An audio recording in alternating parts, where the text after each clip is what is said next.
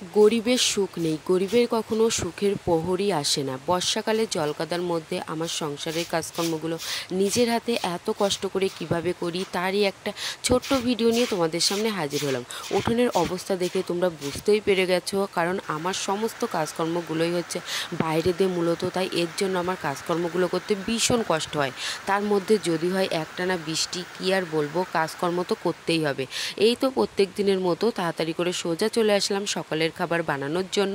আর তোমাদের দাদাভাই যেহেতু সকালের খাবার খেয়ে দোকানে যায়, তাই ও যাওয়ার আগে আগেই কিন্তু মূলত আমার সকালের টিফিনটা গুছিয়ে রাখতে হয়। কিছুই বুঝে উঠতে পারি না দুঃখ কবে যাবে, গিয়ে একটু সুখের মুখ দেখব। এই তো আজকে সকালবেলা সেরকম কোনো সবজি ছিল না, তাই ভাবলাম কটা রুটি বানিয়ে দিই, তার সঙ্গে একটু চা। আর চা হলেই কিন্তু তোমাদের দাদাভাই মানে রুটি খেয়ে নেয়, ওর একটা সবথেকে ভালো গুণ এটাই। তো আজকে আমার আর তরকারি বানানোর কোনো ঝামেলা নেই, শুধু গরম গরম কটা রুটি তার সঙ্গে একটু চা বানিয়ে দেবো বেশি করে, তাহলেই কিন্তু খেয়ে দিয়ে দোকানে চলে যাবে।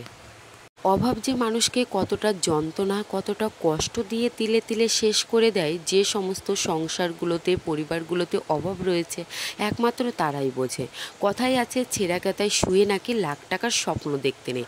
আচ্ছা, লাখ টাকার স্বপ্নই যদি মানুষ না দেখে গরিবেরা, তাহলে সে তার স্বপ্নের লক্ষ্যে পৌঁছাবে ঠিক কীভাবে? স্বপ্ন তো দেখার অধিকার প্রত্যেকেরই রয়েছে, কিন্তু সেই স্বপ্ন পূরণ করার ক্ষমতা কি প্রত্যেকেরই আছে?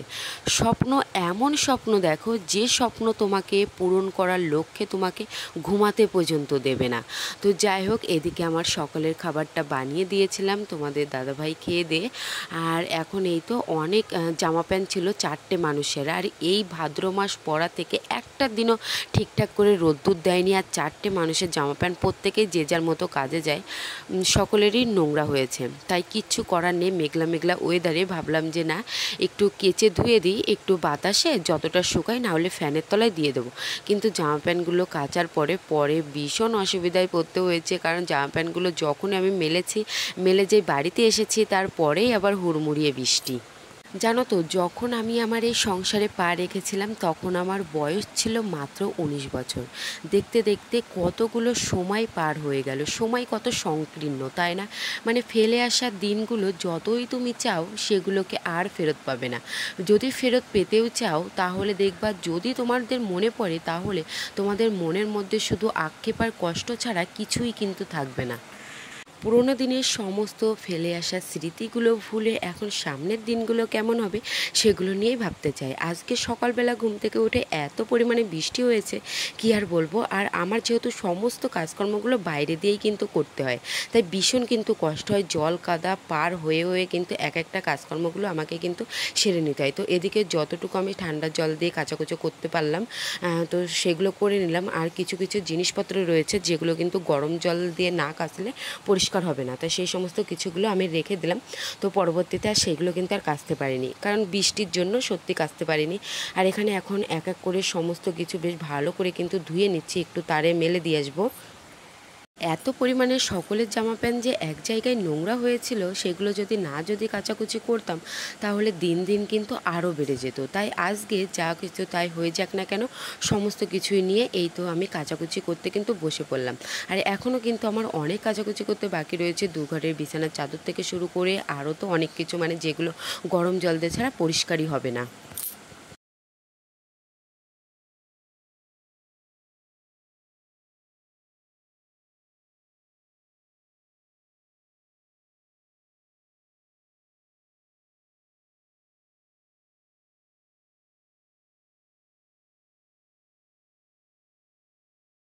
সকাল সকালে জামা প্যান্টগুলো একটু কেচে দিয়ে এখন আমি উঠোনটা একটু ঝাড়ু দিয়ে পরিষ্কার করে নেব।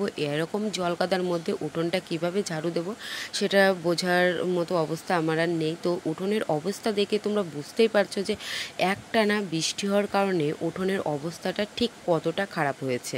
আর তোমাদেরকে ওই তো বললামই, আর আমার যেহেতু এক ঘরে সমস্ত কিছু না, দুটো ঘর মিলেই সমস্ত কিছু, এক ঘরের বারান্দায় বসে রান্না করতে হয়, আর দুই ঘরের মানে জিনিসপত্রগুলো থাকে। তো একবার এই ঘর থেকে এই ঘর দৌড় দিয়ে আসতে, আবার এই ঘর থেকে দৌড়ে আবার ওই রান্নাঘরে গিয়ে রান্নাবান্না কিন্তু সেরে নিতে হয়।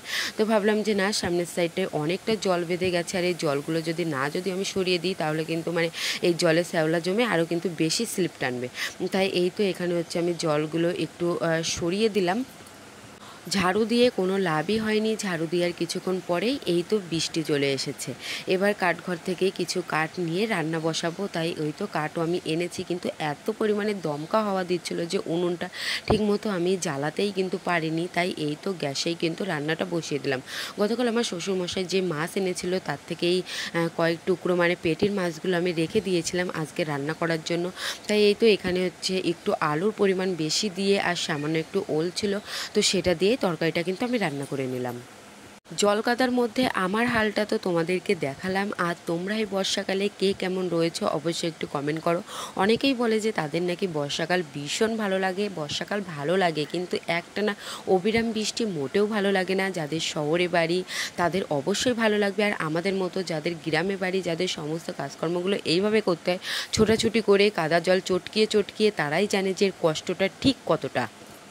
কথাই আছে সব কিছু সবার জন্য কখনোই কিন্তু শুভ হতে পারে না। তো এখানে আমার তরকারিটা করে নিয়ে আর কিছু আলু ছিল, সেই সমস্ত আলুগুলো বেশ ভালো করে ধুয়ে একটু কোরানির সাহায্যে আমি একেবারেই কিন্তু কুড়িয়ে নিয়েছি। তার মধ্যে একটু পেঁয়াজ কুচানো, আদা বাটা, রসুন বাটা দিয়ে একটু মশলা দিয়ে এই তো এখানে আমি আলুর বড়াগুলো কিন্তু ভেজে নিলাম।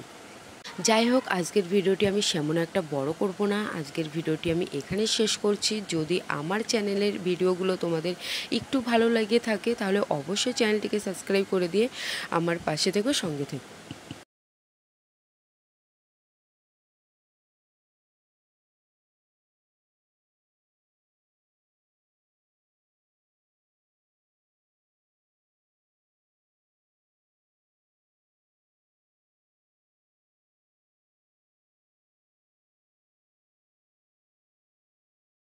এখানে রান্নাবান্না শেষ করে এই তো এখন মুদিখানার লিস্টটাও আমি বানিয়ে নিচ্ছি। পুরো 1 মাসের লিস্টটা বানিয়ে দেব, যাতে বারবার করে দোকানে যাওয়ার ঝামেলাটা আমার না থাকে। তাই এখানে আমি লিস্ট করতে বসে পড়লাম।